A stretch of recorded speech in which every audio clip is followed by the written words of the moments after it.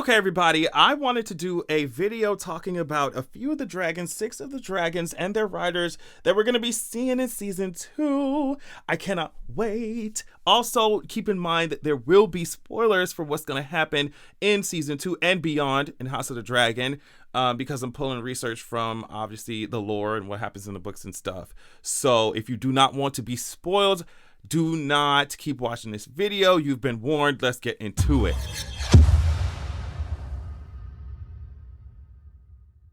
So let's get into these dragons. Before I do, remember that yes, I will be discussing some dragons that we have seen in season 1, but we haven't really gotten acquainted with. So obviously like Tyraxes and Tyraxes and things like that, Sea Smoke. Obviously, we got acquainted with them in season 1, but even the dragons that I mentioned, for example, like the first one I'm about to get into, which is Vermithor, even though we saw him, we didn't really get to know him, right? So season 2, he has a big part to play as well. So let's get into it. Vermithor. Let's talk about Vermithor. So Vermithor was originally written by King Jaehaerys Targaryen before his death. But Vermithor has been riderless ever since, and that's why you saw Daemon Targaryen going in there like singing High Valyrian and shit like, hey girl, we gonna have to use you, baby. Like, wake it on up, wake it on up. The girls are going to war, we gotta fight. So Vermithor is this pretty bronze color. Even though that mouth is so ugly, girl. Ooh, girl, that shit's so ugly. Give Vermithor a breath mint or something. Jeez, and Vhagar too, girl. That mouth is nasty. And it's cursed the way that it chewed up my good sis Tyraxes. Don't play with me. But anyway, back to Vermithor. Vermithor, by the time of the Dance of the Dragons, Vermithor was like about 100 years, or almost 100 years old. So just pulling some stuff, you know, I did some research, so y'all don't have to. Just pulling some stuff from the lore of the books. It was Jace who decided that Rhaenyra needed more dragon riders during the time when they were about to get into it, like during the time when the Civil War was really about to pop off. So like you know, Daemon had been telling us in season 1, Dragonstone got dragons. Like, there is no problem with that. The issue is that we need dragon riders. But in the books, it was Jace who decided that Rhaenyra needed more dragon riders. And many people attempted to approach Vermithor for this purpose. Now, like I said, because Dragonstone needed more dragon riders, they were asking people to come and see if you could ride out for Rhaenyra. Like, we don't have enough riders, but any of y'all who aren't like really Targaryens, or y'all ain't really supposed to be riding these dragons, if y'all could come ride it for us, y'all could come fight for us, we gonna give y'all rewards. I'm sure they was giving them titles and lands and shit.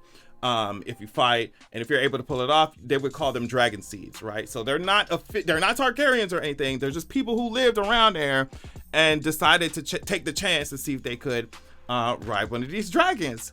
So for example, Lord Gorman Massey, or I think that's how you pronounce his name, child, he got burnt to death while he tried to approach Vermithor. Vermithor was not having that shit. Vermithor was not having that shit. But eventually Vermithor gave in to this guy named Hugh Hammer. Okay, Hugh Hammer ended up claiming him. Now, Hugh Hammer obviously has not been cast yet. We haven't seen him in season 1 at all. There's really no reason to see him in season 1, right? But Hugh Hammer was a blacksmith's bastard, and he was living on Dragonstone. He wielded a warhammer. That's why he called himself, you know, Hugh Hammer, Lord Hammer. He wanted to be king after a while. I thought this was cool. He gained support from some soldiers who believed a prophecy which spoke of a new king arising once a hammer falls on a dragon. Let me read the prophecy here. It says, when the hammer shall fall upon the dragon, a new king shall arise, and none shall stand before him. Now, of course, Hugh Hammer, because he wielded this warhammer, you know, and he and obviously his supporters think that, you know, that this prophecy is talking about him, when it's actually talking about Robert's rebellion and how Robert Baratheon cut down Rhaegar in battle, and also just basically took the Targaryens off the throne at that point. So like, he thinks it's talking about him, and it's talking about Robert, babes. Like, you got it fucked up. Now I want to read this because I don't want to get anything wrong. So Hugh Hammer rode Vermithor into battle during the first battle at Tumbleton. I think Tumbleton is in the Reach. So Hugh and also another dragon seed ended up betraying Rhaenyra in favor of Aegon II Targaryen. So Vermithor, Silverwing, and Tessarion who Tessarion I'll talk about a little bit later, the dragon of Aegon II's prince brother, Daeron, let loose their flames upon Tumbleton, which was savagely sacked. So Vermithor and Sea Smoke and Tessarion all basically got into it in the second battle of Tumbleton after Hugh Hammer was killed. So it's just funny, he was talking all that shit about the prophecy and being king and all that shit. Bitch, he got killed at the second battle at Tumbleton.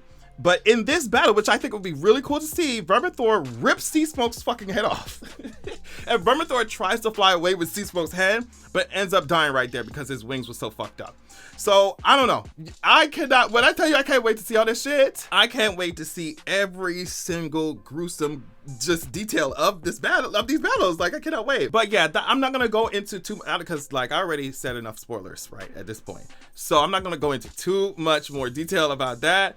But it's going to be interesting seeing how, of course, Rhaenyra and Daemon and them and Jace handle the problem of not having enough dragon riders. And it's going to be interesting to see how because that's kind of like a liability almost. Like, bitch, these dragon seeds ain't real, they're not as loyal, obviously, as your family would be, as like another Targaryen sitting on top of the dragon would be, right? So they betraying and shit. So we're going to see that. Next, let's just move on.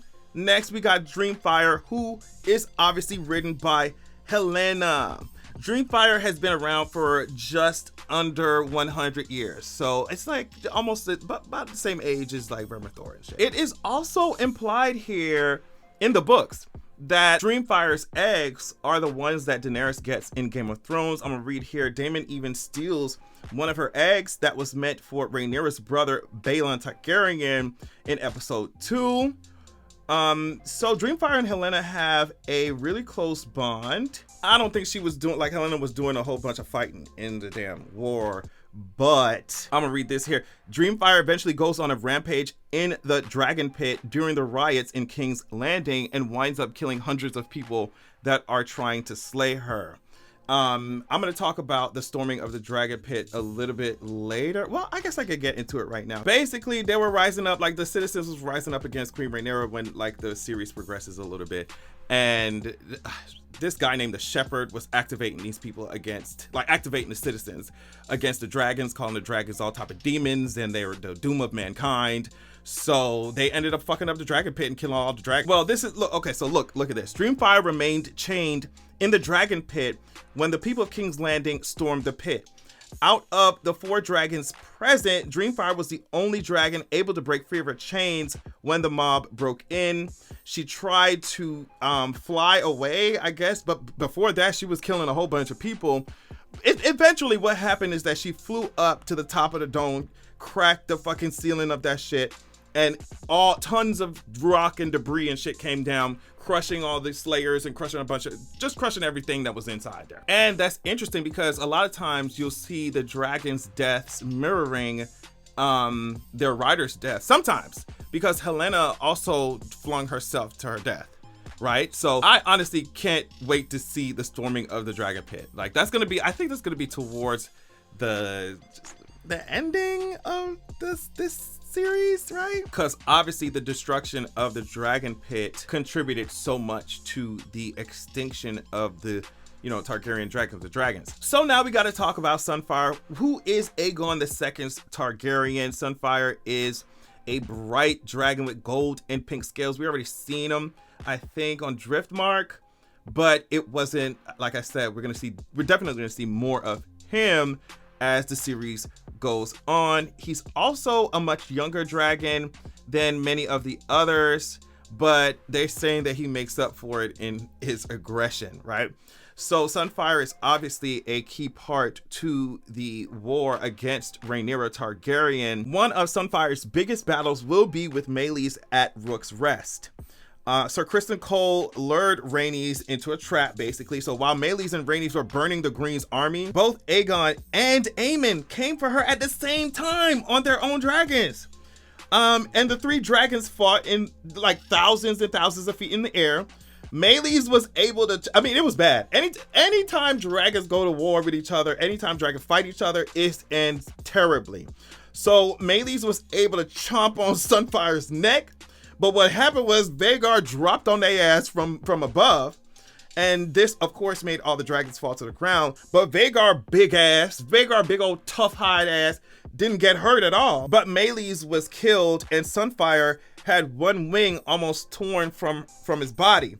So it's just bad. It's just bad. Like, my girl Rhaenys, y'all did her so wrong. Oh, y'all did her so wrong. So, but at the same time, Aegon's annoying ass. Oh my God. I can't stand to see his ass. Anyway, Aegon was terribly injured because of all of this and burned.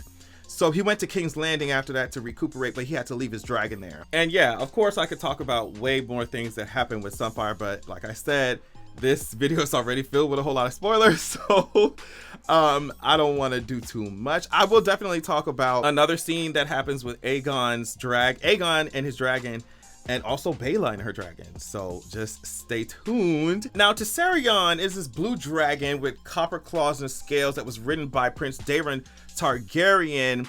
I guess the dragon had blue flame as well, which I think would be cool to see live action if they actually are gonna do that. I don't think they will. I don't know. 1/3 the size of Vermithor, very like nimble in the air. So Rhaenyra's loyalists often did not even want to deal with Tessarion. They were not willing to face Tessarion in battle. But like I said, Daemon is the rider of Tessarion, and we haven't seen him in the show yet. I think George R. Martin had said something like he's just chilling in Old Town or something's happening in Old Town. So I'm hoping the show will let us see what they were up to in Old Town this whole time. Tessarion ends up in one of the craziest battles in the entire Civil War. I think that one I just mentioned where Vermithor rips Seasmoke's heads off. Like, girl, jeez. Oh my goodness. So yeah, I want to see what they've been up to in Old Town. I just need to see him. I need to see, because remember, Daemon we're gonna see him next to his siblings, Aegon, Aemond, and Helena, right? So it's just that the show hasn't shown us anything regarding this character. So yeah, that's the next one. So let's talk about Baela Targaryen and Moondancer. So Moondancer was this green, like pale green dragon. She was fast as hell, both on the land and in the sky. But she was no larger than a horse. Like they were saying, like she's no bigger than a war horse.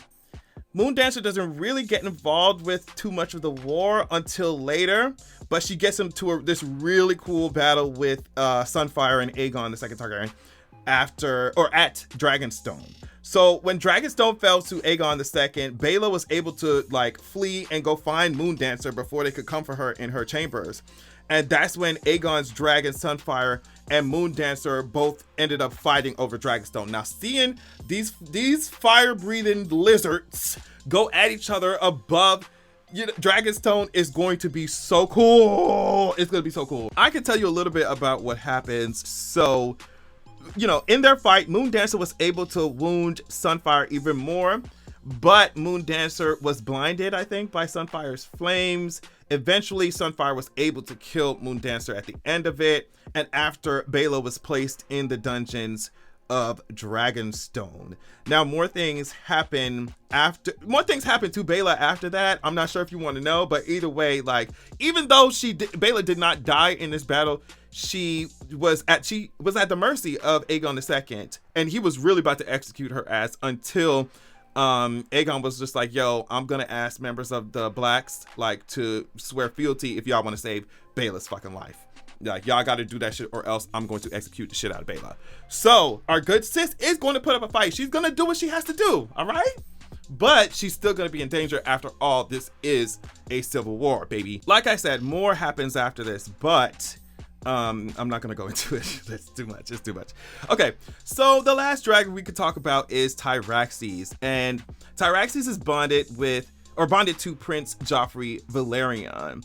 And we already know that Joffrey is the youngest of Rhaenyra's children, allegedly with Laenor Valerion, but she really had him through Sir Harwin Strong, who is his biological father. Tyraxes does not see a lot of war because Rhaenyra, this story is really sad though. So if you don't want to know it, because it's such a huge part of the plot coming up, maybe not in season 2, but later on. But yes, if you don't want to know it, click off. But Tyraxes was a bit smaller than Vermax and Arax. Just a little bit smaller. Not quite big enough. You don't really want to use that dragon to go into war for real, right? Dragons of that size. So Tyraxes also died in the Dragon Pit riots, but he put up a huge fight. In the pits when he was fighting for his life, so many people died or he killed so many people with his fire that bodies were just blocking the front entrance to his lair in the dragon pit. Tyraxes ended up strangling himself with his own chains in the pit. Now, Joffrey is interesting because to me, Joffrey died in kind of the same way. So in the books, Prince Joffrey begged Rhaenyra to go fight when he saw that them bitches were coming for the citizens were coming for the dragons in the dragon pit. He was like, I need to defend the dragon. I need to defend my dragon. Like I'm scared. But Rhaenyra was just like, they're not going to be able to kill the dragons. They're not going to be able to kill them. Like if anything, they're going to get killed. They're going to get killed by these dragons. But Joffrey did not listen to her. So because she refused to let him go. So Joffrey found a way to sneak onto Tyraxes, to get on Tyraxes and try to fly toward the dragon pit to go and fight. But we all know how Targaryen dragons are. Like, excuse me, you're not my rider. You're not my rider. Tyraxes was like, you're not my rider. Where the fuck is Rhaenyra? Where is Rhaenyra? And literally just like twisted and turned underneath Joffrey to try and be free of him. Eventually, Joffrey fell off the goddamn dragon. Tyraxes flung Joffrey ass off. Like, was like, please move. And it was bad. Joffrey fell down. I mean, Joffrey owned swords, stabbed him in the stomach. By the time he hit the ground, the people, the citizens who were rioting in the streets in the dragon pit were already on his ass, stealing his boots and stuff, taking his clothes. Some of them chopped his hands off to make sure that they could get his rings that were on his finger. It was bad. It was terrible. It was terrible. It was terrible. This whole entire war is just terrible. It's terrible. And I don't even know. I'm not gonna tell y'all what happens to Rhaenyra if you don't know, whatever, but like at the end, what happens to Rhaenyra? I hope that they change that shit for the show, but I don't know if I can take that shit. If y'all want me to talk about that, just leave it in the comments. But I mean, it's really bad. It's really bad. So I'm sure they're gonna change some of the things that happen, because obviously we've seen it happen in season 1 that they changed certain things. But at this point, like, we gotta find a better ending for Rhaenyra. We do. I'm sorry. I can't watch my sis go out like that. Like, oh my god. But yeah, these are some of the dragons. Let me know if you enjoyed this video, because I will try and do some more like it if you enjoyed it. Thank you so much for watching, and I'll check in with y'all later. Peace.